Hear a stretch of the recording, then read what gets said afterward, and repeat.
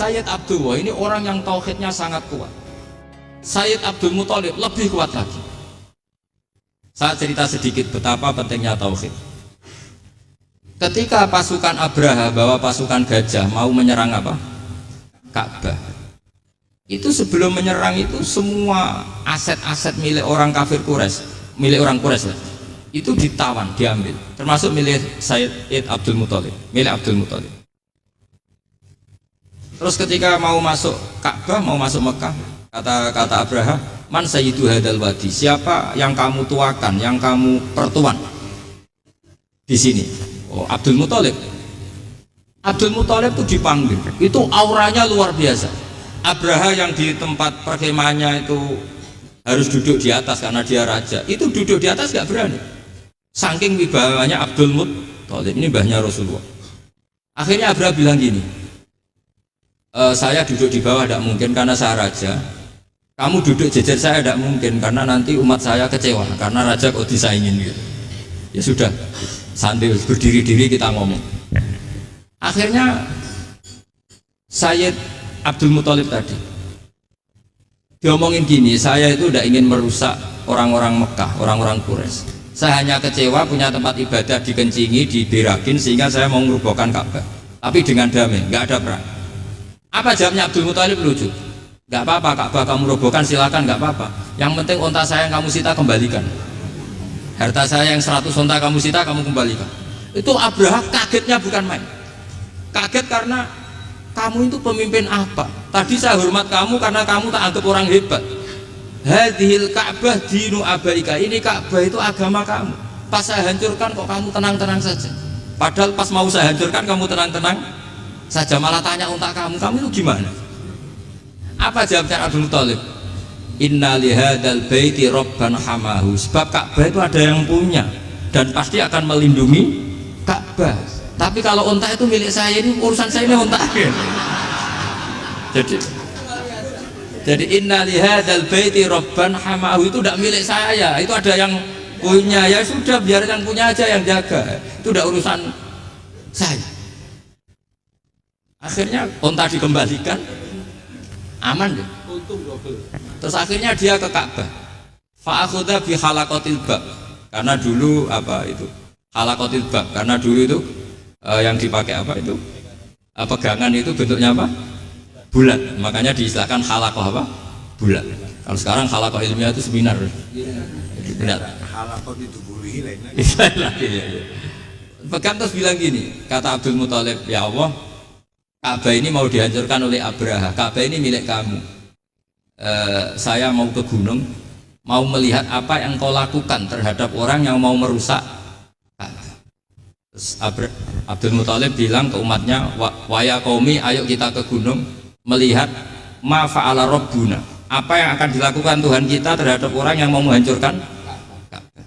Jadi santai saja, santai. Terus Abdul Muthalib naik gunung sama orang-orang Quraisy. Abraha datang mau merusak Ka'bah, terus terjadi alam taro kaifa fa'ala rabbuka bi ashabil fil. Itu melihat, dan betul Ka'bah dijaga Allah.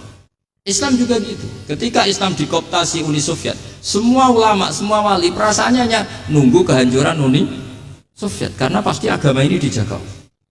Saya setiap sholat, setiap munajat, ketika baca Rabbana lakal hamdu bil samawati wa mil'ul ardi. Dulu saya iskal itu janggal. Ya Allah, engkau zat yang layak dipuji, yang pujian itu memenuhi langit dan bumi. Pikiran saya kalau bumi ateis itu mujinya kayak apa? Tapi Masya Allah, ketika saya datang di Korea, bumi ateis, ternyata di sana banyak masjid, banyak tasbih, bahkan ada sakduna di sana. Karena Allah sudah ngendikan lakal hamdu mil'us samawati wa mil'ul ardi. Dan sekarang nyata, semua bumi ateis, bumi apa saja, ada tasbihnya, ada tahmidnya. Makanya sadaqallahul adzim ketika ngendikan sanurihim ayatina fil afaq walladzi arsala rasulahu bil huda dinil haqqi liyuzhirahu 'ala dini kulli. Makanya saya mohon sekali bahwa agama ini harus kamu khidmah, tapi nggak boleh kamu pikir, atau dibaliklah, khidmah maka memikir. Tapi tidak usah GR bahwa agama ini diserahkan sampean. Saya juga gak ridho.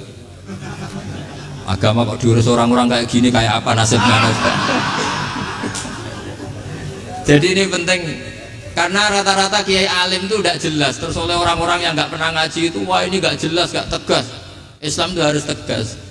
Maksudnya tegas itu kayak apa? Tegas itu di wilayah kita. Kalau istri kamu mau diperkosa orang itu boleh tegas, itu wilayah kamu. Tapi kalau hidayat itu wilayahnya Allah Subhanahu wa Ta'ala, kita tidak pernah tahu. Bahkan yang sudah Islam saja, nyuwun sewu, itu nggak ada jaminan mati husnul khotimah. Kita tahu dalam sejarah Sa'labah itu dapat gelar hamamatul masjid, merpatinya masjid. Tapi kita tahu akhirnya Sa'labah itu apa? Su'ul khotimah. Sampai dalam Islam selalu diajarkan ya muqallibal qulub tsabbit qalbi ala dinik. Jadi kalau kita sendiri saja masih ingin selalu husnul khotimah, agak ada ruang untuk mudah menvonis orang lain. Makanya saya salut sekali ketika Habib Umar menulis kita semua ini mengkhidmai hadal kaun dan selalu berharap bisa saja suatu saat orang yang sedang kafir bisa saja suatu saat muslim. Nah soal kalau yang sama yang harbi menyerang kita ya tarung. Kalau artinya kalau yang merangi kita ya kita wajib perang, kalau enggak ya habis kita ya. Seperti kita lakukan ketika diserang Belanda. Tapi ketika mereka musta'man, dhimmi, mu'ahad, orang-orang kafir yang mau berdamai dengan kita ya kita damai. Sebagaimana yang dilakukan Rasulullah SAW ketika berdamai dengan kafir Quraisy yang dipimpin Suhail bin Amr. Masyhur itu dalam tarikh. Singkat cerita kan Sayyidina Ali ini pernah konflik sama orang Khawarij. Kata Sayyidina Ali, ya sudah lah, namanya kita musuhan, kita tidak usah ketemu, pakai mediator, kata Sayyidina Ali. Kata orang Khawarij, ini apa-apaan kok butuh mediator? Nggak ada Qur'annya, nggak ada hadisnya. Kira-kira kalau Pak Sayyidina Ali orang Jawa, nggak ada apa tidak tahu. Walhasil Sayyidina Ali akhirnya baca ayat, wa in khiftum shiqaqa bainihima fab'atsu hakaman min ahli wa hakaman min ahliya. Jika suami istri tengah konflik, maka yang keluarga suami kirim mediator, yang keluarga perempuan juga kirim. Terus kata Sayyidina Ali, wa amru ummati Muhammad a'dhamu min amri rajulin wa imra'atin. Kalau suami istri saja ketika konflik butuh mediator, apalagi ini kelompok besar pasti lebih butuh mediator. Akhirnya lalu mediatornya siapa? Kata Sayyidina Ali, ya siapa saja yang penting baik. Ditunjuk seseorang, diprotes sama orang Khawarij, ini orang nggak kredibel. Oh, terus Sayyidina Ali marah-marah. Rasulullah itu pernah berdamai dengan orang, bahkan orang itu kafir, yaitu Sulhul Hudaybiyah. Nabi itu berdamai dengan orang yang bernama Suhail bin Amr ketika itu kafir. Makanya ini menunjukkan bahwa musolahah ma'al kufar itu boleh demi kelangsungan bernegara, berbangsa. Kamu tidak usah meragukan reputasi NU. Ketika dulu kafirnya kafir harbi zaman Belanda, ya Mbah Hasim fatwa apa?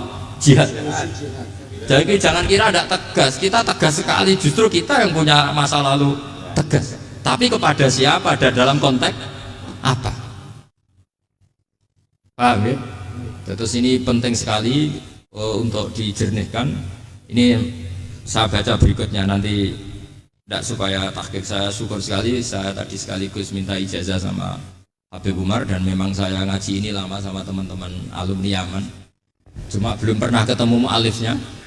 Tadi saya ketemu minta ijazah itu dan beliau senang sekali, bahkan sempat bikin tulisan di kitab saya ini. Sama tidak perlu baca, karena kalau bisa ya biasa, kalau tidak bisa malu ya sudah, tidak usah baca sudah. Terus ini kata beliau, ini masih saya teruskan.